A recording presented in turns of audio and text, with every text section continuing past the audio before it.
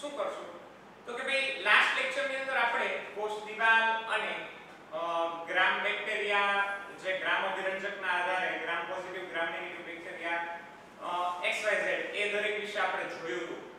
આજે મિત્રો આગળ વધીએ.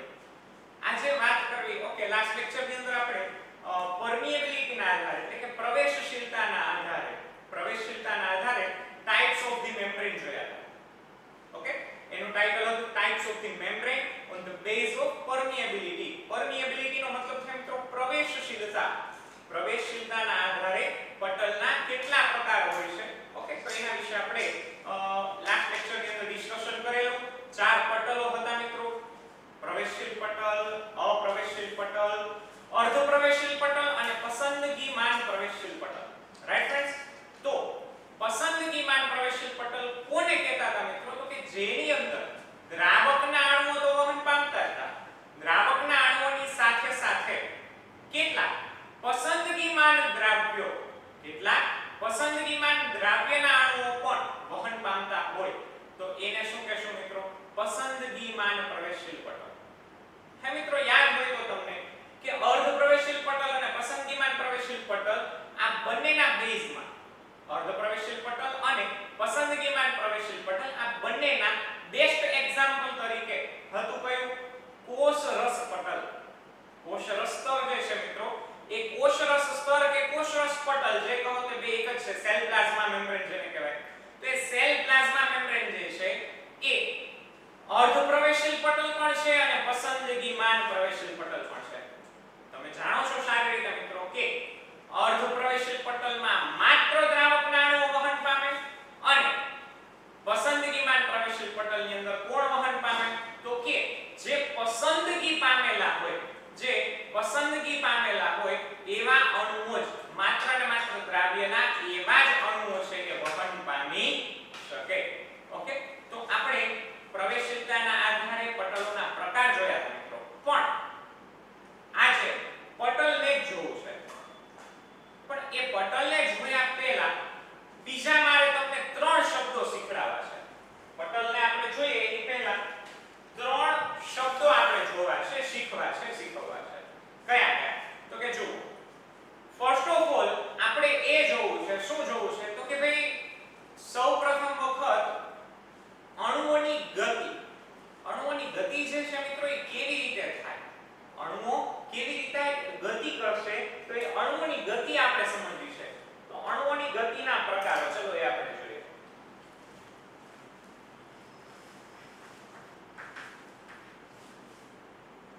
આપણે એમ કહી શકીએ વહનના પ્રકારો.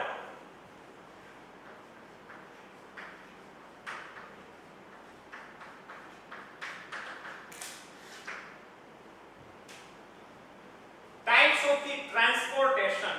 વહન જે છે મિત્રો તમને આશ્ચર્ય થશે વહનના પ્રકારો હોય છે. હા હોય, ચોક્કસ હોય. વહનના પ્રકારો હશે. કેવી રીતે? વહનના શું પ્રકાર હોઈ શકે? તમે શું સમજી છો? તો કે ભાઈ વહનના પ્રકાર તરીકે એવું હોઈ શકે શું? તો કે ટાઇપ્સ ઓફ ધી ટ્રાન્સપોર્ટેશન તરીકે ફર્સ્ટ ઓફ ઓલ ઓકે તમે આવું સમજો છો, આવું જાણ્યું છે શું? તો કે ભાઈ કોઈ બહુ જ મોટો રૂમ છે. રાઈટ? અહીંયા તમે જોવો છો તો આ રૂમ બહુ જ મોટો છે. તો એક હ્યુજ રૂમ હોય, લાર્જ ક્લાસરૂમ હોય અને એ ક્લાસરૂમમાં તમે એક ખૂણા ઉપર શું કરેલું હોય? તો કે ખૂણામાં કોઈ એક આપણે અગરબત્તીને પ્રગટાવી છે. અગરબત્તી જે છે એ અગરબત્તીને પેટાવીને આપણે ખૂણામાં મૂકી દીધી. તો મિત્રો તમને ખ્યાલ પડશે કે એ અગરબત્તી જે પેટાવી છે એમાંથી જે સુગંધિત ધુમાડો જે છે એનો સુગંધિત ધૂપ જે છે એ સુગંધિત ધૂપ શું થશે? તો કે ત્યાંથી ફેલાઈને ક્યાં જશે? તો કે ત્યાંથી ફેલાઈને એ આગળ જશે. પણ શું સીધું જેવી આપણે ત્યાં અગરબત્તીને પ્રગટાવી એ ભેગો જે અગરબત્તીનો સુગંધિત ધુમાડો છે એ સામેના ખૂણામાં જઈ શકશે? હું એમ વાત કરું છું મેં આ ખૂણા પર અગરબત્તી પ્રગટાવી છે તો એના ઓપોઝિટ સાઈડમાં સામેના ખૂણા પર અગરબત્તીનો ધુમાડો પહોંચશે તરત? તો કે ના સર, તરત નહીં પહોંચે. ક્યારે પહોંચશે મિત્રો?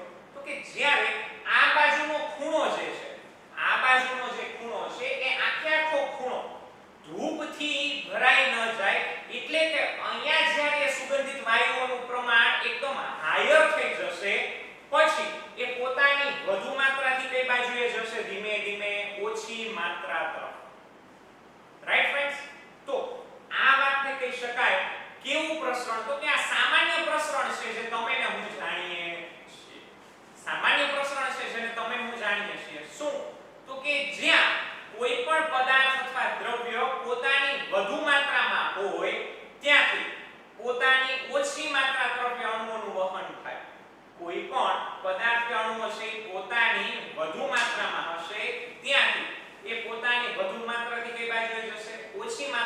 જશે તો એમાં વહનને કેવું વહન કહેવાય તો કે સામાન્ય પ્રસરણ કે સાદું પ્રસરણ. ચલો વહનના પ્રકારો જે છે એ વહનના પ્રકારોમાં types of the transportation.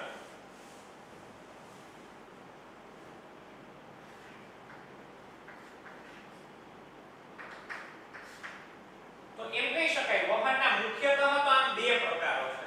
કેવું તો કે નિષ્ક્રિય વહન અને સક્રિય વહન.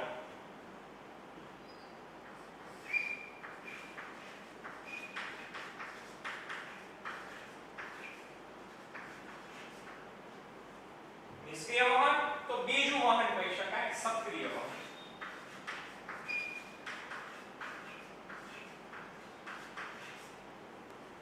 મિત્રો એક વાતને ધ્યાનમાં રાખી શકાય આમાં શબ્દો જે છે એ પોતે જ કંઈક કહે છે.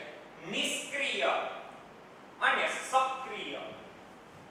તો મિત્રો આ નિષ્ક્રિયતા અને સક્રિયતાને કેના બેઝ ઉપર વહેંચી શકાય? કોને નિષ્ક્રિય કહેવું કોને સક્રિય કહેવું આ મોટો પ્રશ્ન છે તમારા અને મારા માટે. તો મિત્રો સક્રિય વહન કોને કહેવાય અને નિષ્ક્રિય વહન કોને કહેવાય તો કે એક સિમ્પલ ડેફિનેશન છે. શું તો કે એવું વહન નિષ્ક્રિય વહન એટલે શું એને આપણે પેસિવ ટ્રાન્સપોર્ટેશન પણ કહીએ છીએ. પેસિવ ટ્રાન્સપોર્ટ અને સક્રિય વહનને આપણે એક્ટિવ ટ્રાન્સપોર્ટ કહીએ છીએ.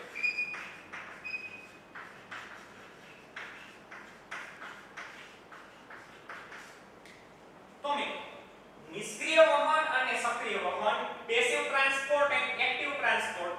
તો પેસિવ ટ્રાન્સપોર્ટ કોને કહેવાય તો કે જે વહનમાં જે વહનની ક્રિયા દરમિયાન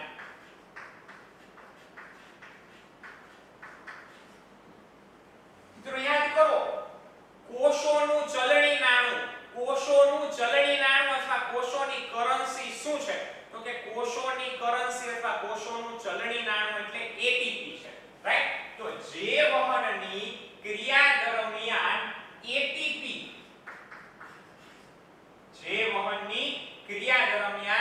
એટીપી વપરાતા ન હોય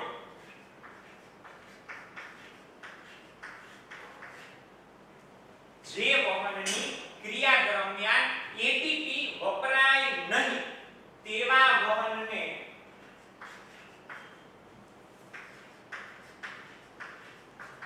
નિષ્ક્રિય વહન કહેવાય.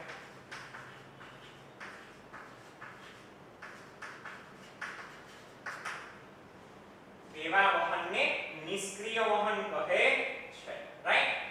સક્રિય વહન કોને કહેવું? એક્ટિવ ટ્રાન્સપોર્ટની ડેફિનેશન શું? તો કે સક્રિય વહન એને કહી શકાય એવું વહન કે જે વહન દરની પ્રક્રિયા દરમિયાન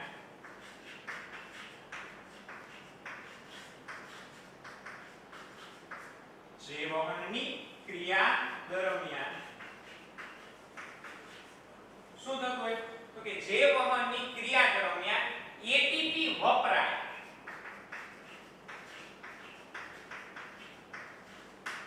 જો અહીંયા નહીં છે અને વપરાય છે. રાઈટ. તો બસ આ જ છે બે વચ્ચેનો તફાવત કે જે વહનની ક્રિયા દરમિયાન એટીપી વપરાય છે તેવા વહનને કેવું તો કે સક્રિય વહન કહે છે.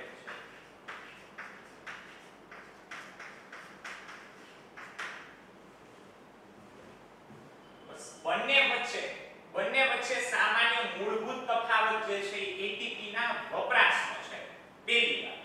પહેલી વાત આ બેમાં કોમન છે. રાઈટ. હજી બીજી વાત પણ કોમન છે. શું તો કે બીજી વાત એ કોમન છે કે નિષ્ક્રિય વહનમાં બે પ્રકારો છે. પેટા પ્રકારો જેને કહી શકાય. એક છે સરળ પ્રસરણ. એક પેટા પ્રકાર એવો છે સરળ પ્રસરણ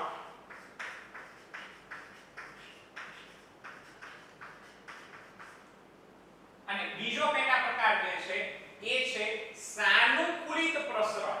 બીજો જે પેટા પ્રકાર છે બી એ છે સાનુકૂલિત પ્રસરણ.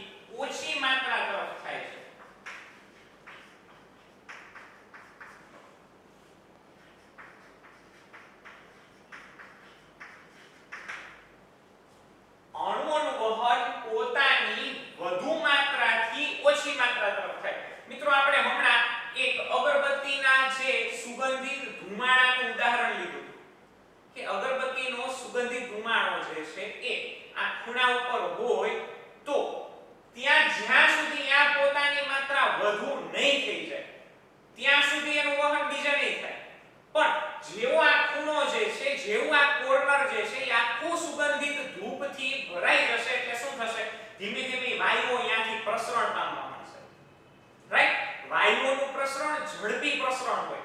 તમે જાણો છો વાયુઓનો ફેલાવો ઝડપી થાય compare to the liquid. Okay, તો ગેસ ડિફ્યુઝન જે છે એ વધુ ફાસ્ટ હોય. કોની કમ્પેરમાં? તો કે ભાઈ લિક્વિડની કમ્પેરમાં. અને લિક્વિડનું જે ડિફ્યુઝન છે, બરોબર, પ્રવાહીનું પ્રસરણ છે એ વધુ ફાસ્ટ હોય કોના કરતા? ઘન પદાર્થ કરતા. ઘન પદાર્થ જે છે એ ઘન પદાર્થ અહીંયાથી ત્યાં જાય એની પહેલા લિક્વિડ હોય તો એ અહીંથી ત્યાં ઝડપથી જઈ શકે. હા કે ના મિત્રો? હા.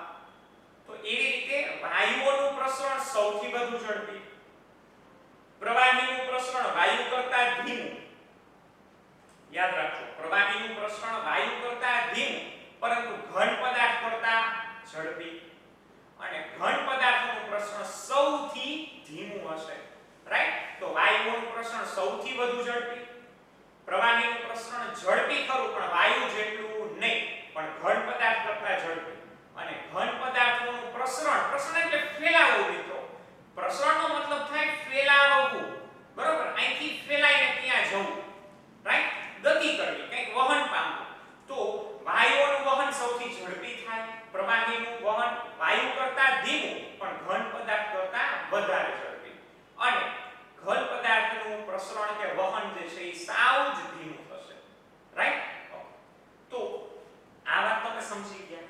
હવે મારે વાત કરવી છે, જુઓ શું તો કે ભાઈ અણુઓનું વહન પોતાની વધુ માત્રાથી ઓછી માત્રા તરફ થાય. કેમાં?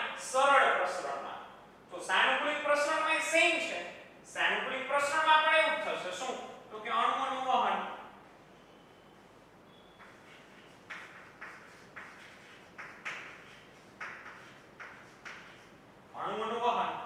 પોતાની વધુ માત્રાથી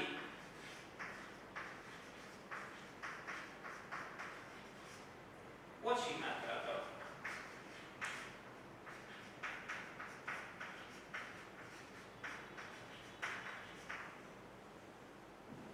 છે તો સાનુકૂલિતમાં પણ એવું કે અણુઓનું વહન પોતાની વધુ માત્રાથી ઓછી માત્રા, અણુઓનું વહન પોતાની વધુ માત્રાથી ઓછી માત્રા તરફ. અહીંયા તો આપણને સિમિલર છે. તો તમને પ્રશ્ન એ થશે કે સર જો એ બંને સિમિલર છે તો આપણે શા માટે એને બે જુદા જુદા નામ આપ્યા છે? બેમાં ઊર્જાનો ઉપયોગ તો થતો જ નથી, કારણ કે નિષ્ક્રિય વહનના બે પ્રકારો છે. નિષ્ક્રિય વહનની સાબિતી એ છે કે જે વહનની ક્રિયા દરમિયાન એટીપી વપરાય નહીં તેવા વહનને નિષ્ક્રિય વહન કહે છે. બીજી વાત હતી કે સામાન્ય રીતે સરળ પ્રસરણ અને સાનુકૂલિત પ્રસરણ આ બંનેમાં કોમન વાત હતી. શું? તો કે અણુઓનું વહન પોતાની વધુ માત્રાથી, અણુઓ પોતાની વધુ માત્રા જે બાજુ છે ત્યાંથી જે બાજુ સાવ ઓછા છે એ બાજુ વહન પામશે. Right friends? તો એ પણ બંનેમાં કોમન છે. તો હવે તમને પ્રશ્ન એ થાય કે સર તો આ બંનેમાં તફાવત શું છે? આ બંનેમાં તફાવત શું? જો આ બંનેમાં તો કોમન છે, એમાં આ વાત તો છે જ, બરોબર છે? આ વાત તો છે જ, કારણ કે નિષ્ક્રિય વહનના જ પેટા પ્રકારો છે બંને.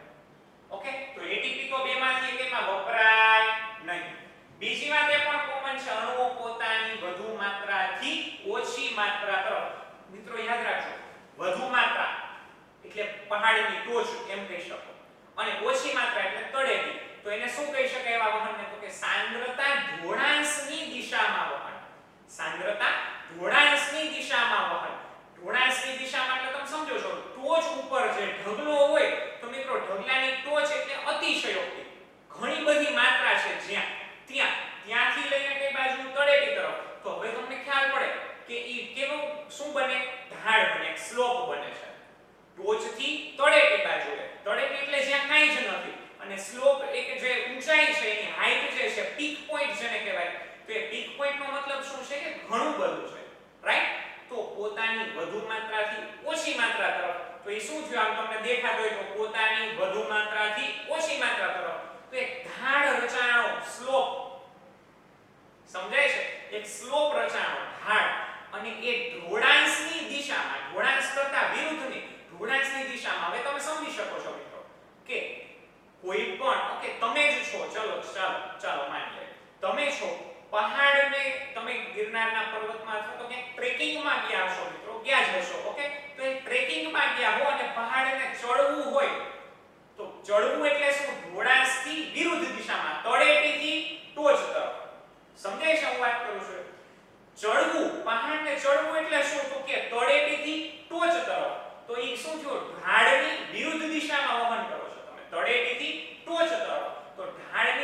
દિશામાં.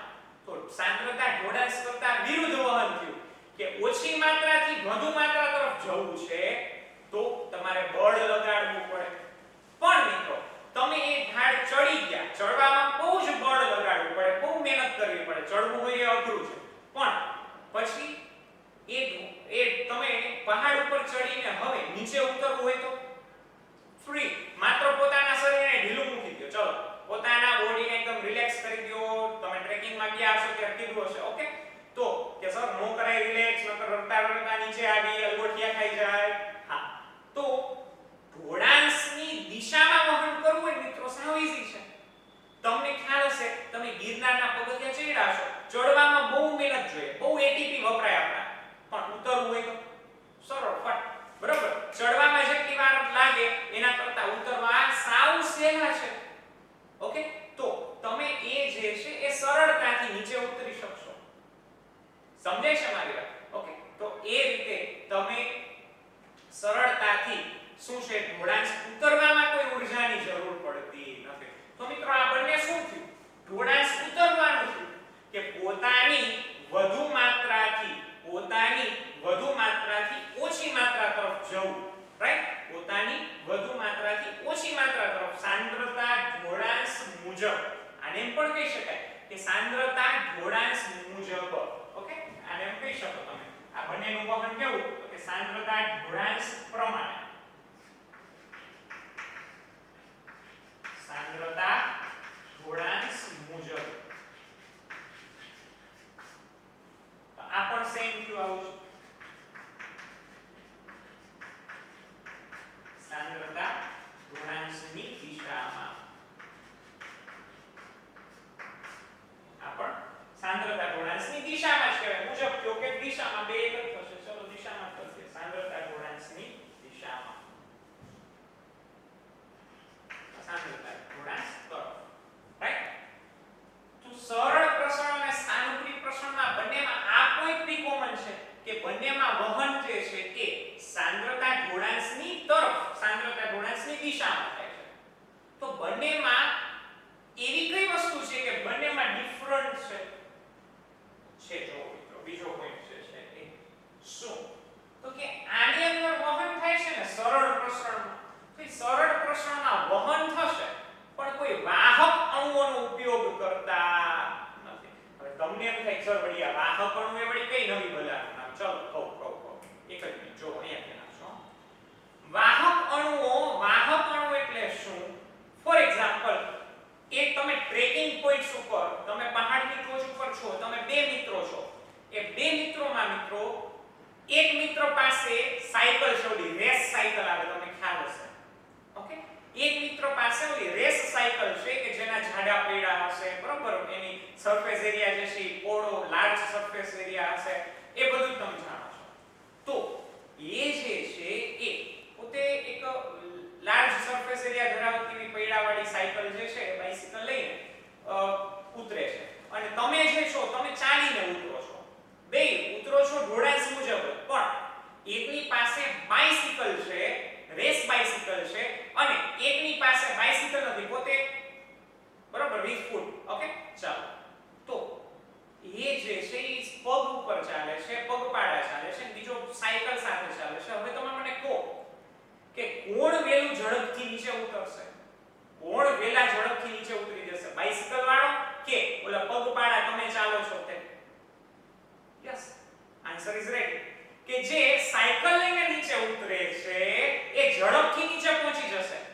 જ્યારે તમે પગેથી ચાલો છો, ઓકે, તો એ શું થશે? વાર લાગશે મિત્રો. એની કમ્પેરમાં વાર લાગશે તમારે. સમજાય છે મારી વાત? એનો મતલબ તમારા મિત્રને શું મળી છે? તો કે સર એને તો ફેસિલિટી પ્રોવાઈડ કરવામાં આવી છે. ફેસિલિટેટેડ ડિફ્યુઝન. સાનુકૂલિત પ્રસરણનું અંગ્રેજી નામ હતું મિત્રો ફેસિલિટેટેડ ડિફ્યુઝન. ફેસિલિટી પ્રોવાઈડ કરવામાં આવી છે. કેની? તો કે વાહક અણુઓ મદદ કરે વહનમાં. ઓકે, આ પોઈન્ટ હું જવા દઉં છું. હવે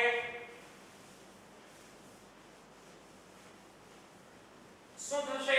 તો કે આમાં કેમાં ફેસિલિટેટેડ માં વાહક અણુઓ જે છે એ મદદ કરે, રાઈટ?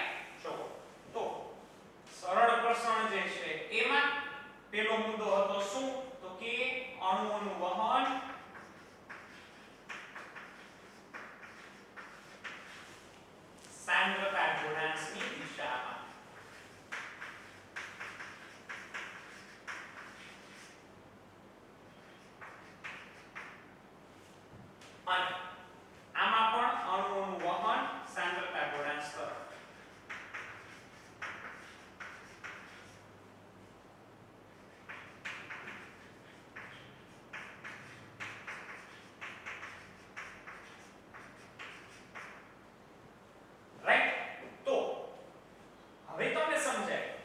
બીજો પોઈન્ટ શું હતો તો કે આની અંદર સાનુકૂલિત પ્રસરણ એટલે એમાં સાનુકૂળતા ફેસિલિટી આપવામાં આવે છે જ્યારે આમાં ફેસિલિટી મળતી નથી એનો મતલબ છે વાહક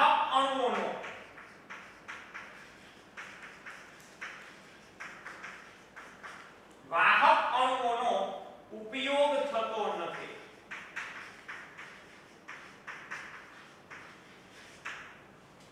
જ્યારે સાનુકૂલિત પ્રસરણ કેવું છે તો કે એમાં વાહક અણુઓનો ઉપયોગ થાય છે વાહક અણુઓનો ઉપયોગ થાય છે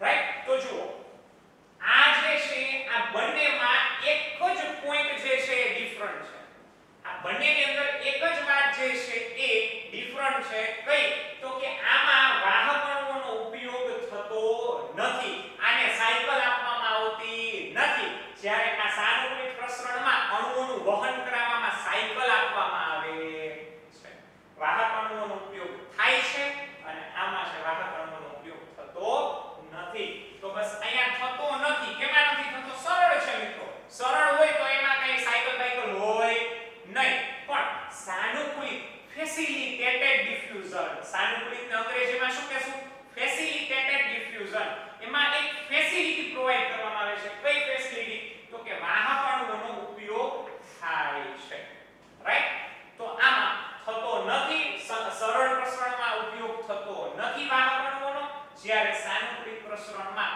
વાહક અણુઓનો ઉપયોગ થાય છે આ તફાવત છે બે વચ્ચે રાઈટ તો આ જે છે એ વાતને તમારે યાદ રાખવાની છે પછી હવે તમને એમ વાત થશે કે સર વાહક અણુઓ ચલો અહીંયા તો આપણે સમજ્યા કે ભાઈ સાયકલ આપવામાં આવે પણ આ તો તમે કે કોષની અંદર સમજાવો છો કોષની અંદર અણુઓનું વહન કેવી રીતે થાય તો કોષની અંદર વાહક અણુઓ હોય તમને આ પ્રશ્ન થતો હશે કે સર કોષની અંદર વાહક અણુઓ હોઈ શકે હશે છે મિત્રો ક્યાં છે તો કે કોષ રસ પટલમાં વાહક પ્રોટીનના અણુઓ છે કયા તો કે વાહક પ્રોટીનના અણુઓ છે એ વહન કરાવે સાયકલની જેમ કામ કરે સમજાય છે ચલો એના વિશે હમણાં જોઈશું રાઈટ પાછા ફરી આપણે તો આ તો વાત થઈ ગઈ પૂરેપૂરી નિષ્ક્રિય વહનની અહીંયા જ આપણે સમજ્યા એ નિષ્ક્રિય વહન સમજ્યા હવે વાત કરવી છે સક્રિય વહનની સક્રિય વહન કોને કહેશું મિત્રો તો કે સક્રિય વહનમાં એક વાત ખબર પડી ગઈ કે નિષ્ક્રિય વહનનું બધું જ પૂરું થઈ ગયું છે અહીંયા કહી શકાય નિષ્ક્રિય વહનના બધા ટોપિક આવી ગયા છે પણ સક્રિય વહન કોને કહેવું તો કે સક્રિય વહન જે છે એ સક્રિય વહનમાં જે વહનની ક્રિયા દરમિયાન એટીપી વપરાય એવા વહનને સક્રિય વહન કહેવાય પણ આટલું પૂરતું છે તો કે ના સર એ સિવાયના કંઈક મુદ્દા કહું છું ચલો જો હવે એ પછીનો બીજો એક મુદ્દો છે શું મિત્રો ખબર છે તો કે આની અંદર કેવું હતું નિષ્ક્રિય વહનમાં બે પ્રકારો હતા પણ એ બંને પ્રકારોમાં અણુઓનું વહન કેવું થતું હતું સાંદ્રતા ઢોળાંશ તરફ થતું હતું પણ આમાં શું થશે ખબર છે મિત્રો સક્રિય વહનમાં તો કે સક્રિય વહનમાં અણુઓનું વહન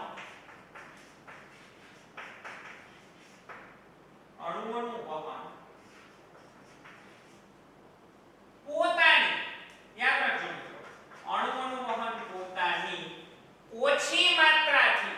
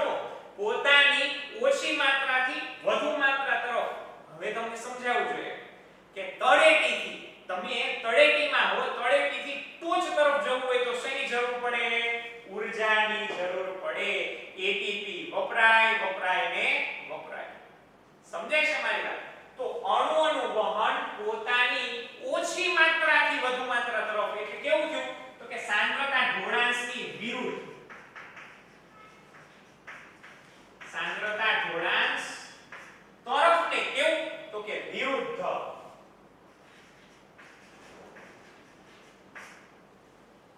સાંદ્રતા ઢોળાંશ કરતા વિરુદ્ધ વહન થયું મિત્રો. સમજાય છે તમને? દેખાય છે આ વાત? રાઈટ. ચલો તો સાંદ્રતા ઢોળાંશની વિરુદ્ધ વહન થશે. હવે મિત્રો છેલ્લો પોઈન્ટ.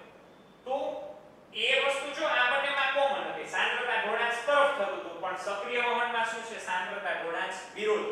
તો હજી આ બે મોટા તફાવતો છે. અને હજી એક વાત આવે છે, શું? તો કે અણુઓના વહનમાં, સક્રિય વહનમાં શું છે? તો કે અણુઓના વહનમાં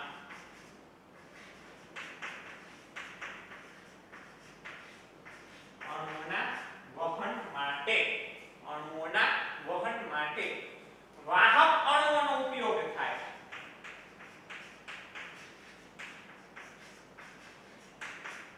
વાહક અણુઓનો ઉપયોગ થાય એટલે સાયકલ આને મળે, પણ આને સાયકલ લઈને શું કરવાનું છે? પહાડ ચડવાનો છે.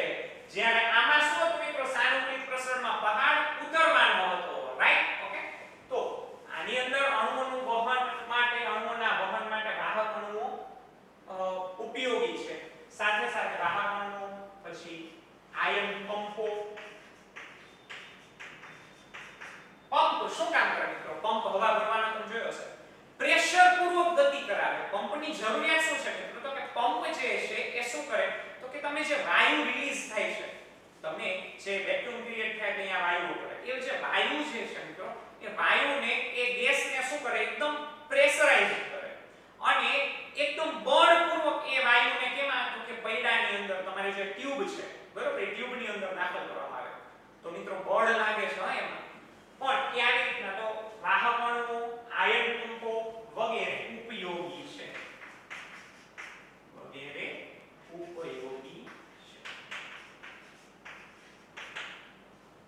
રાઈટ? તો આ જે છે મિત્રો, એ આ મુખ્ય તફાવતો છે વહનના પ્રકારો. એ વહનના બે પ્રકારો. પહેલા તો નિષ્ક્રિય વહન, સક્રિય વહન. રાઈટ? નિષ્ક્રિય વહનના વળી પાછા બે પેટા પ્રકારો: સરળ પ્રસરણ, સાનુકૂલિત પ્રસરણ. રાઈટ? નિષ્ક્રિય વહન કોને કહેવાય? તો કે જેમાં એટીપી વપરાય નહીં તેવા વહનને નિષ્ક્રિય વહન કહેવાય. સરળ પ્રસરણ કોને કહેવાય? તો કે જેની અંદર, ઓકે, સરળ પ્રસરણ, સાનુકૂલિત પ્રસરણ, એ બે કેના પ્રકારો છે? નિષ્ક્રિય વહનના બે પેટા પ્રકારો છે. એમાં શું વાત હતી? તો કે આ બંનેની અંદર એટીપી વપરાતા નથી, પ્લસ સાંદ્રતા ઢોળાંશ મુજબ વહન થાય છે. સાંદ્રતા ઢોળાંશ મુજબ વહન થાય છે, એટલે કે પોતાની વધુ માત્રાથી ઓછી માત્રા તરફ વહન થાય છે. અને પછીનું શું હતું? તો કે સરળ પ્રસરણમાં વાહક અણુઓનો ઉપયોગ થતો નથી. સરળ પ્રસરણમાં વાહક અણુઓનો ઉપયોગ થતો નથી, જ્યારે સાનુકૂલિત પ્રસરણમાં વાહક અણુઓનો ઉપયોગ થાય છે. રાઈટ? હવે વાત કરીએ સક્રિય વહન કોને કહેવાય? તો કે જે વહનની ક્રિયા દરમિયાન એટીપી વપરાય તેવા વહનને સક્રિય વહન કહેવાય. પછી અણુઓનું વહન. યાદ રાખજો મિત્રો, આ બંને મુદ્દાઓ છે વિરોધી છે. આ બંને સક્રિય અને નિષ્ક્રિયમાં બંને મુદ્દા વિરોધી છે. પહેલો મુદ્દો વિરોધી છે, બીજો મુદ્દો પણ વિરોધી છે. અણુઓનું વહન પોતાની ઓછી માત્રાથી વધુ માત્રા તરફ, અણુઓનું વહન પોતાની ઓછી માત્રાથી વધુ માત્રા તરફ વહન થાય છે. એટલે કે સાંદ્રતા ઢોળાંશની વિરુદ્ધ દિશામાં વહન થાય છે. રાઈટ? તો સાંદ્રતા ઢોળાંશ વિરુદ્ધ વહન થાય છે અણુઓનું. રાઈટ? અને છેલ્લો પોઈન્ટ હતો અણુઓના વહન માટે વાહક અણુઓ, આયનના પંપો, સોડિયમ પોટેશિયમ આયન પંપો, એવા ઘણા બધા છે. રાઈટ? તો એ બધાનો ઉપયોગ થશે. ઓકે? તો H+ આયન પંપ છે, Na+K+ આયન પંપ છે, એવા ઘણા આયન પંપો પણ છે કે જેનો ઉપયોગ આમાં અણુઓના વહન કરવા માટે થાય છે. હવે તમને પ્રશ્ન થશે, સર અણુઓના વહનની જરૂરિયાત ક્યાં અને ક્યારે પડે? તો કે અણુઓના વહનની જરૂરિયાત જે છે એ ખાસ કરીને કોષ જે છે મિત્રો, એ કોષની બહાર કોઈ અણુ છે, એ બહારના અણુને અંદર લેવો કે, અથવા કોષની અંદરનો કોઈ અણુ છે એ અંદરથી બહાર જશે કે નહીં. રાઈટ? તો આ જે વાત છે એ અણુઓનું વહન કોષીય સ્તરે, આપણે જે અત્યારે સમજીએ છીએ શું? તો કે કોષીય સ્તરે અણુઓનું વહન કેવી રીતે થશે, કયા કયા પ્રકારે થશે, એના વિશેની આજે આપણે ચર્ચા કરી. Okay friends? તો આજે આપણે વહનના પ્રકારો જોઈ ગયા. હવે આવું વહન કરવા માટે કયા પટલ, તો કે કોષ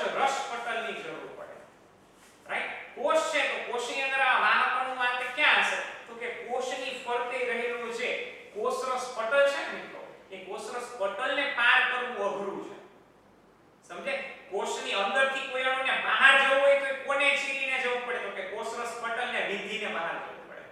અને કોષની અંદર કોઈને આવવું હોય તો કેના વડે આવવું પડે તો કે કોષરસ પટલને વિંધીને અંદર આવવું પડે.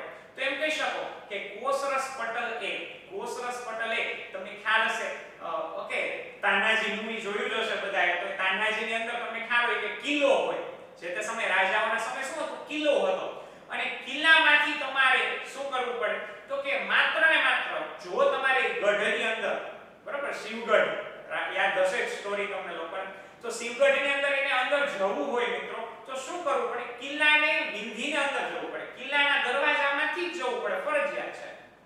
પણ તમને એમ થશે કે સર એમાં તો એક છુપો રસ્તો હતો કે જે અહીંયાથી સીધો બહાર જતો હતો આમાં પણ એક છુપો રસ્તો છે મિત્રો એની ચર્ચા નેક્સ્ટ લેક્ચરની અંદર કરશું રાઈટ. ત્યાં સુધી બાયોલોજી જે ભણ્યા છો એ ભણેલા બાયોલોજીને સમજો વિચારો ઓકે અને હજી મેં તમને કીધું છે એ વાત યાદ રાખજો રોજિંદા જીવનમાં બાયોલોજી ક્યાં ક્યાં ઉપયોગી છે સતત એના વિશે વિચારતા રહ્યો પ્રોબ્લેમને ખોજો પ્રશ્ન જો ગોતશો તો જવાબ પોતે પોતાની રીતના મળી જશે રાઈટ ફ્રેન્ડ્સ. તો ફરી પાછું કહું છું કે આજનું હોમવર્ક બી કહી દો ચલો આજનું હોમવર્ક છે વહનના પ્રકારો સમજાવો રાઈટ આજનું હોમવર્ક એ છે વહનના પ્રકારો સમજાવો નિષ્ક્રિય વહન સક્રિય વહન રાઈટ એ બધું આ બધું જ એની અંદર લખવાનું આવશે.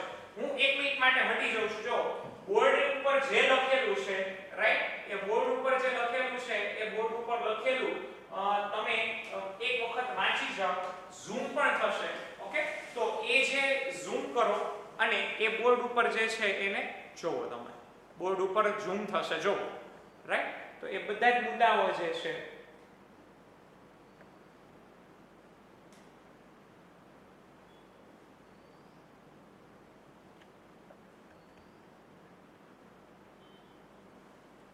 જો ઝૂમ થાય છે અને હવે તમે તમારી રીતે જોઈ શકશો ઓકે.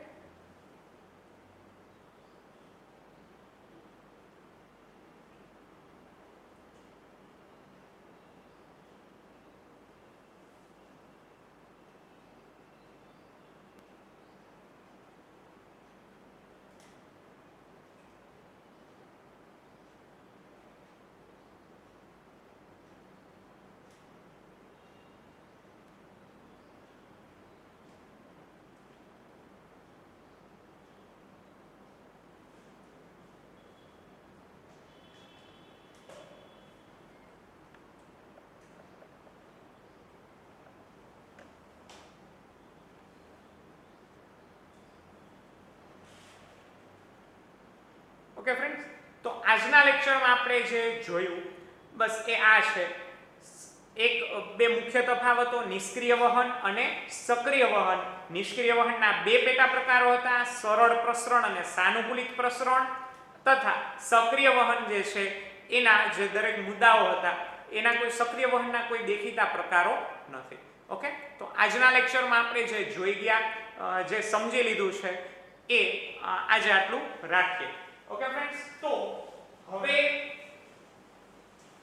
આ હોમવર્ક છે તમારું નેક્સ્ટ ટાઈમ જ્યારે મળશું ત્યારે મિત્રો કોષરસ પટલની રચના કોષરસ પટલ સૌપ્રથમ કેમાં જોવા મળેલું એ કોષરસ પટલની રચના માટે કેવા કેવા તુક્કાઓ લાગેલા કે કોષરસ પટલ આવું હશે કોષરસ પટલ આવું હશે કોષરસ પટલ આવું છે મિત્રો fluid mosaic model sandwich model okay sandwich ખાવ છો ને બધા ઓકે તો ન ખાતા અત્યારે કોરોનાના સમયમાં બહારનું કંઈ ખાવું નહીં પણ હા એ એક્ઝામ્પલ્સ છે મિત્રો sandwich model fluid mosaic model okay તો આ બધા જે મોડેલ્સ છે એમાં કયા કયા મોડેલ્સ આવેલા એમાં કેટલા વૈજ્ઞાનિકોના તુક્કાઓ ખોટા પડેલા અને કયા વૈજ્ઞાનિકામાં સાચા પડેલા એ દરેક વિશે મિત્રો આપણે નેક્સ્ટ લેક્ચરની અંદર ચર્ચા કરશું. ત્યાં સુધી ઘરે રહો સુરક્ષિત રહો પ્લસ બહારનું કંઈ ખાતા નહીં મોરબીમાં કોરોનાના કેસ વધી રહ્યા છે ઓકે તો ખાસ સાવચેતી રાખીને સાથે સાથે સરળતાથી અભ્યાસ